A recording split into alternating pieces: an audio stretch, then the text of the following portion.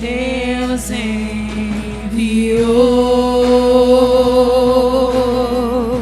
seu Filho amado pra perdoar, pra me salvar. Da cruz morreu por meu pecado, mas ressurgiu e vivo com o Pai está, porque Ele vive.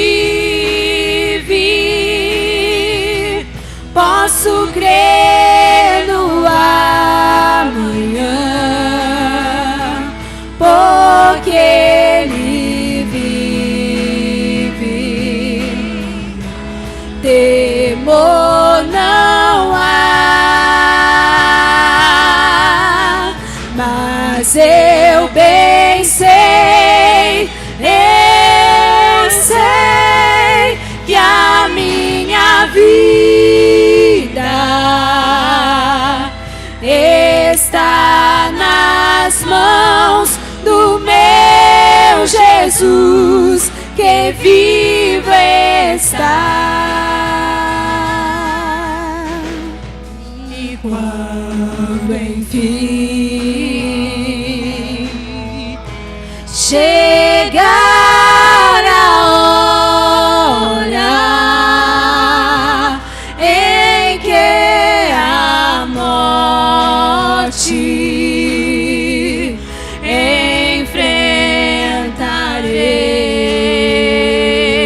enfrentarei sem medo, então terei vitória, terei a glória ao meu Jesus, que vive está, porque Ele vive. Posso crer no amanhã, porque Ele vive. Temor não há, mas eu bem sei, eu sei que a minha vida está nas mãos do meu Jesus, que vivo está, porque Ele vive. Posso crer no amanhã, porque Ele vive. Temor não há, mas eu bem sei, eu sei que a minha vida está nas mãos do meu Jesus, que vivo está.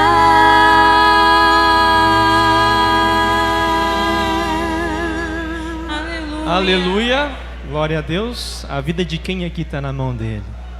Aleluia.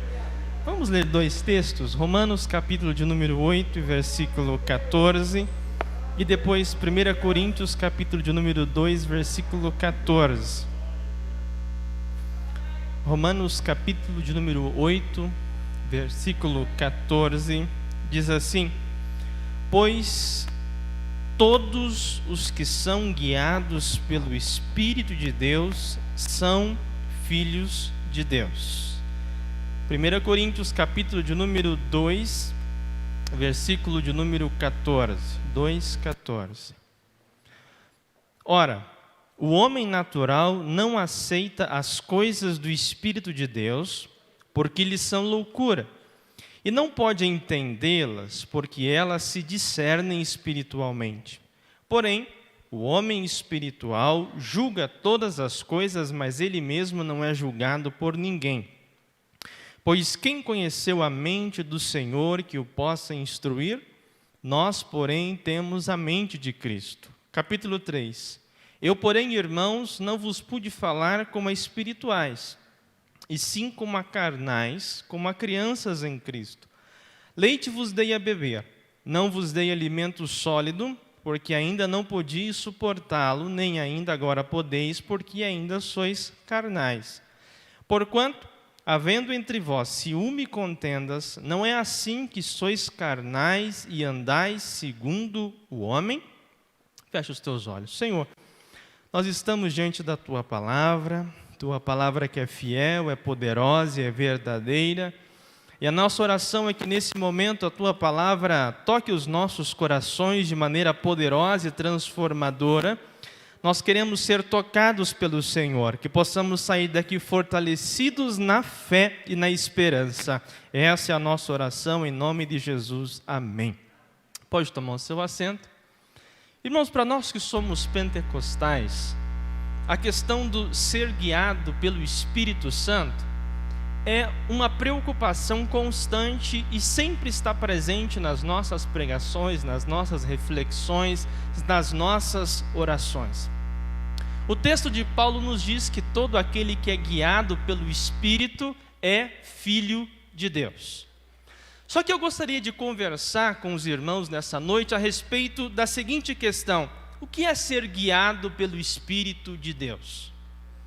Porque às vezes, quando nós falamos de ser guiados pelo Espírito de Deus, nós temos uma experiência específica de referência para aquilo que significa ser guiado pelo Espírito de Deus. Por exemplo, Atos capítulo de número 16, versículos 6 a 10, Paulo está na sua segunda viagem missionária. E de repente ele está num momento chave da viagem, onde ele está para tomar o caminho para determinada cidade que o levaria a determinada região. À noite, em sonho, Deus fala com ele. Aparece um jovem macedônico e diz: passa a Macedônia e ajuda-nos. E quando Paulo acorda de manhã, Paulo diz: irmãos, já tenho o direcionamento. Nós não vamos seguir o nosso roteiro original, nós vamos fazer um desvio na nossa caminhada. E às vezes, quando nós falamos de ser guiados pelo Espírito de Deus, nós temos unicamente essa referência de um direcionamento específico diante de determinada situação. E quando nós usamos esse direcionamento como referência para aquilo que significa ser guiado pelo Espírito de Deus, nós perdemos a oportunidade de enxergar uma coisa muito maior que Deus está fazendo em nossas vidas através do seu Espírito. E quando nós temos apenas essa referência em mente, para tudo na vida nós gostaríamos de um direcionamento, diretivo da parte de Deus para o que fazer, para onde ir, que opção tomar, o que escolher. Mas quando nós chegamos para a igreja de Corinto, nós vamos ver um contexto meio parecido com o nosso, pentecostal. Na igreja de Corinto, os irmãos falavam em línguas, os irmãos profetizavam, havia interpretação de línguas, havia curas, havia manifestações miraculosas do Espírito na igreja de Corinto. Mas de repente o apóstolo Paulo, escrevendo para os irmãos de Corinto, dizia: irmãos, vocês não estão sendo espirituais em algumas escolhas que vocês estão tomando. Vocês estão sendo carnais, estão sendo meninos. Isso significa que, mesmo em meio a uma comunidade onde há línguas, profecias, revelação, interpretação, nós podemos tomar caminhos que não são caminhos que refletem a vontade de Deus para as nossas vidas. Como balancear essa situação? E como a gente compreender o que é ser guiado pelo Espírito de Deus? Para a gente se aprofundar, vamos olhar um pouquinho mais para essa passagem de Corinto e ver o que estava acontecendo na igreja de Corinto. Do capítulo de número 1, versículo 10, até o capítulo de número 4, versículo 21, Paulo está tratando um problema específico naquela igreja. Os irmãos começaram a ter preferência entre alguns pastores, entre alguns líderes da igreja. Alguns diziam: eu sou de Paulo, eu sou de Apolo, eu sou de Cefas e eu sou de Cristo. E quando Paulo fica sabendo dessa situação, Paulo escreve aos irmãos de Corinto dizendo: irmãos, tomem cuidado, porque os critérios que vocês escolheram para decidir qual seria a opção de vocês não é um critério que condiz com a cruz de Cristo. Irmãos, prestem atenção para que a escolha de vocês não os levem por caminhos contrários àquilo à vontade de Deus. Por trás dessa escolha dos irmãos, por trás desses critérios, o que se encontrava? Nada mais, nada menos do que a mente do homem natural. Capítulo de número 2, versículo 14, Paulo diz: o homem natural não compreende os critérios que Deus coloca. O homem natural é incapaz de compreender aquilo que a vontade de Deus pede de nós. E de repente nós estamos na igreja, estamos fazendo as nossas escolhas, estamos conduzindo as nossas vidas, mas de repente os valores e os critérios de referência não são os valores e critérios segundo a vontade de Deus, mas são valores e critérios que refletem a mente do homem natural. E quando nós olhamos para o homem natural, quem é esse ser humano natural? Em Romanos, o apóstolo Paulo vai dizer duas coisas sobre esse ser humano natural, o homem natural. Primeiro, é aquele que ainda não se encontrou com a graça de Deus. É alguém que ainda está sob o juízo de Deus. Por outro lado, Paulo vai dizer o que o pecado fez com esse homem natural. E Paulo vai dizer para nós assim no versículo 24 e 26 do capítulo de número 1, de Romanos, que as consequências do pecado na estrutura do ser humano, ela atinge o raciocínio, ela atinge o coração, ela atinge o desejo, a paixão, e a disposição mental se torna reprovável. O ser humano natural, aquele que está longe da graça de Deus, é aquele que, devido ao efeito do pecado, a sua mente, o seu coração, as suas disposições não estão afinadas segundo a vontade de Deus. E para esse ser humano natural, todos os seus contatos na vida, as suas dimensões, os seus relacionamentos, o seu relacionamento com o outro, com Deus, e todas as dimensões se tornam prejudicadas por causa do pecado. E esse ser humano natural, longe de Deus, ele constrói os seus valores, ele constrói os seus critérios. E a igreja de Corinto havia escolhido alguns desses critérios. E alguns desses critérios eram a boa retórica, era a capacidade de poder, era a influência, era a posição social, era a capacidade econômica. E de repente, a partir desses critérios, escolhidos pelo homem natural, a igreja de Corinto estava utilizando os mesmos critérios para avaliar aqueles homens e mulheres que Deus estava levantando na comunidade como líderes. Aí Paulo, escrevendo para os irmãos de Corinto, diz: irmãos, tomem cuidado, porque alguns dos critérios de vocês não correspondem a vontade de Deus. Nós precisamos estar muito atento a isso, irmãos.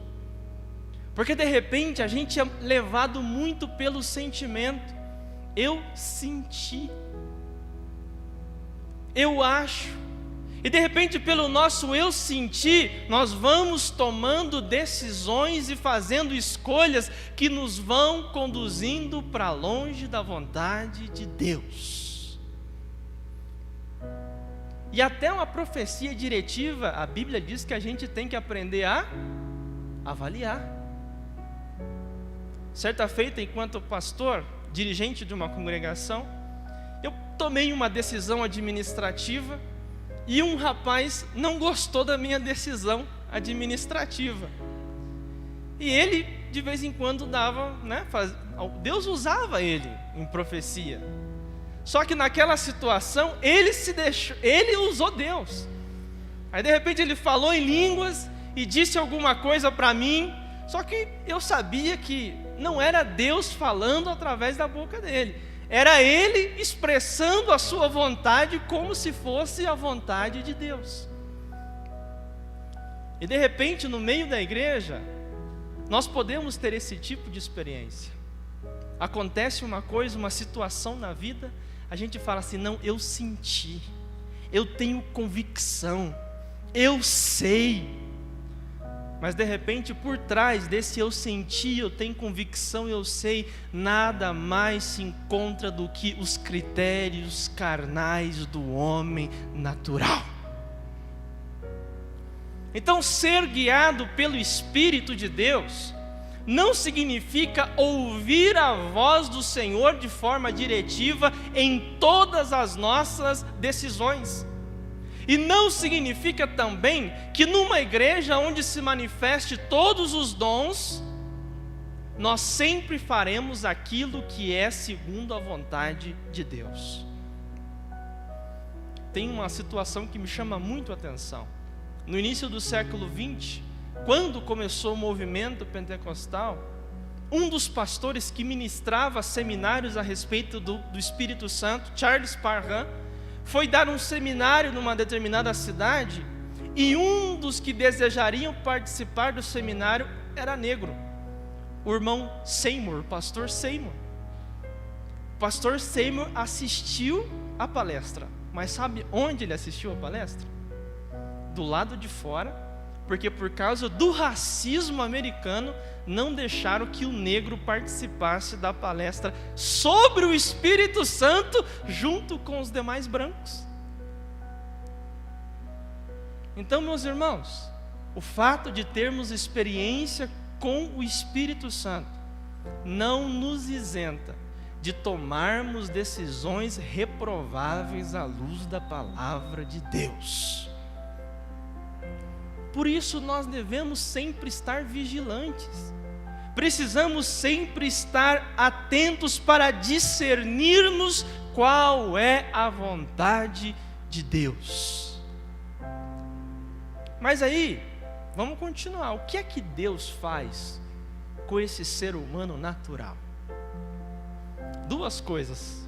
Primeiro, aquele que estava longe da graça de Deus, condenado, Romanos capítulo de número 5 vai dizer que nós fomos justificados. Hoje, nós não somos mais seres humanos condenados ao juízo, mas nós somos justificados pela fé e hoje nós somos povo de Deus. A justificação, o ato de tornar justo o pecador, acontece de uma vez por todas. Nós aqui que temos a experiência da salvação, fomos justificados pelo Senhor. Mas o fato de sermos justificados pelo Senhor não significa ainda que todas as nossas decisões são coerentes com a vontade do Senhor. Porque esse ser humano que foi justificado, agora precisa entrar num outro caminho, que é o caminho da santificação. E a santificação é o processo em que Deus vai transformando as nossas vidas. Deus vai nos transformando segundo o seu propósito. E qual é o propósito de Deus para as nossas vidas? Romanos capítulo de número 8, versículo 28 até o versículo 30, Paulo diz: sabemos que todas as coisas cooperam para o bem daqueles que amam a Deus, daqueles que são chamados segundo o seu propósito.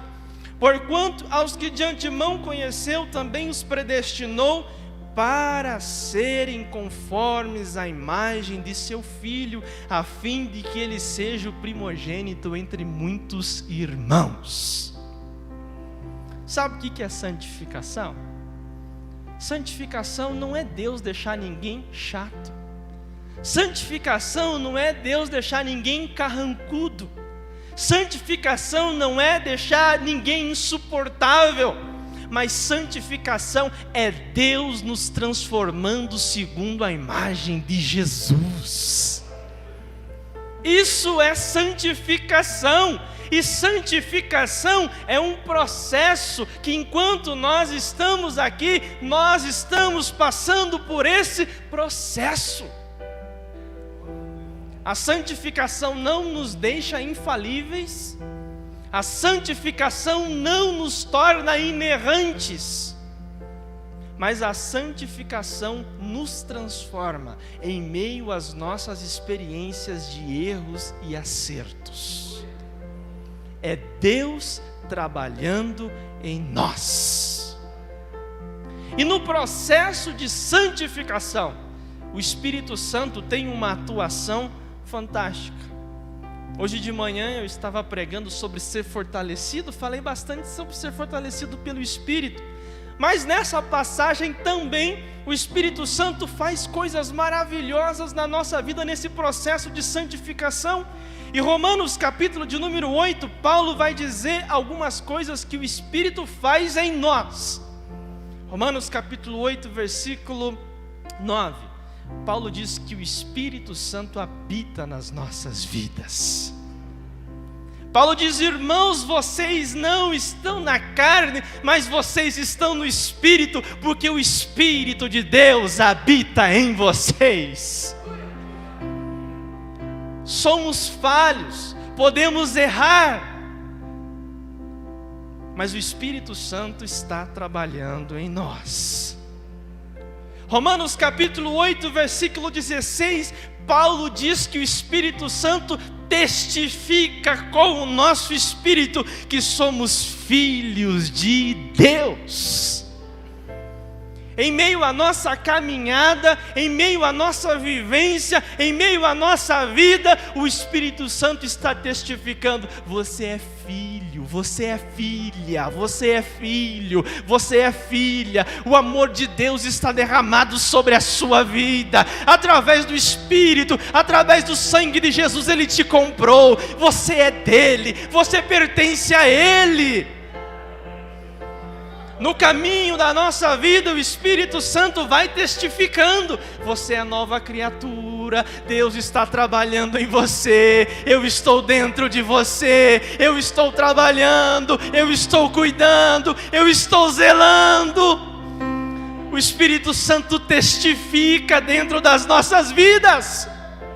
O que mais que o Espírito Santo faz, pastor César? Versículo 26 e 27 do capítulo 8, Paulo diz que o Espírito Santo intercede por nós.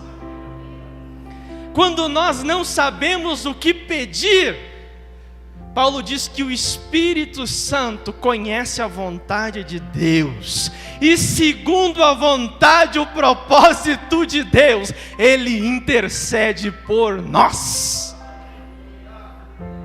É fantástico, porque por um lado, o Espírito Santo conhece quem eu sou, o Espírito Santo conhece quem você é, Ele conhece as nossas fraquezas, os nossos limites, as nossas imperfeições. Mas por outro lado, o Espírito Santo conhece a vontade de Deus. O Espírito Santo sabe o que Deus projeta para nós. O Espírito Santo sabe qual é o propósito de Deus para as nossas vidas. E Ele fica aqui no meio. Ele pega a nossa fraqueza e traz a nossa fraqueza para de acordo com o propósito de Deus para as nossas vidas. O Espírito intercede por nós, aleluia! O que mais que o Espírito faz, pastor César? Capítulo de número 8, versículo 11, Paulo vai dizer que o Espírito vivifica o nosso corpo. A Bíblia, a mensagem, pastor Eugene Peterson traduz assim: não há dúvida de que se o Deus vivo e presente, que ressuscitou Jesus dentre os mortos, atua na vida de vocês, Ele fará em vocês o mesmo que fez em Jesus. Ele os trará vivos para si. Quando Deus vive e respira em vocês, e Ele o faz como fez em Jesus, vocês são libertos daquela vida morta. Com seu Espírito vivendo em vocês, o corpo de vocês será cheio de vida quanto o de Cristo. Espírito é Deus gerando vida na nossa vida. E é nesse processo que a gente vai chamando de ser guiado pelo Espírito de Deus. Não necessariamente desenvolvermos a capacidade de sermos inerrantes, mas ser guiados pelo Espírito de Deus é ser colocado dentro desse movimento que o Espírito habita, testifica, intercede, vivifica. E quando o Espírito faz isso nas nossas vidas, o Espírito se coloca nas nossas vidas como um princípio dinamizador de uma nova vida. Aí Paulo vai dizer no versículo 14 do capítulo 8 de Romanos: todos os que são guiados pelo Espírito de Deus são filhos de Deus. Eu tenho uma boa notícia para você. Às vezes a gente vai tomar decisões erradas na vida, mas não são as decisões erradas que dirão se somos filhos ou não de Deus. Porque ser guiado pelo Espírito de Deus é não ser infalível, mas sim estar dentro desse movimento em que o Espírito habita, testifica, vivifica, intercede, santifica. Nesse processo, o Espírito vai nos colocando na direção da vontade de Deus. O nosso caminho está aqui, e às vezes nós podemos ir andando, às vezes desvia para cá, às vezes desvia para lá, mas o Espírito Santo vai nos recolocando no lugar e nos direcionando, segundo a vontade de Deus. Aleluia! Agora, voltando para a igreja de Corinto, a gente vai perceber que a santificação, o ser guiado, vai se estender por todas as esferas da nossa vida. E Paulo vai olhar para a igreja de Corinto, não vai chamar a igreja de homem natural, porque eles estavam com o Espírito Santo, haviam experienciado a salvação, mas Paulo diz: vocês, irmãos, ainda são crianças. Vocês foram resgatados pelo Espírito, mas ainda não se libertaram dos velhos valores e conceitos. São crianças, são carnais. Só que eu tenho uma boa notícia para você: criança pode crescer. Eu estou com a minha pequenininha lá em casa, e a gente vai vendo como é que é lidar com esses pequenininhos. A gente precisa de paciência, e lida daqui, e lida dali. Só que o pai e a mãe lida na certeza de que aquele pequenininho vai crescer e vai se tornar alguém capaz de lidar com as situações da vida.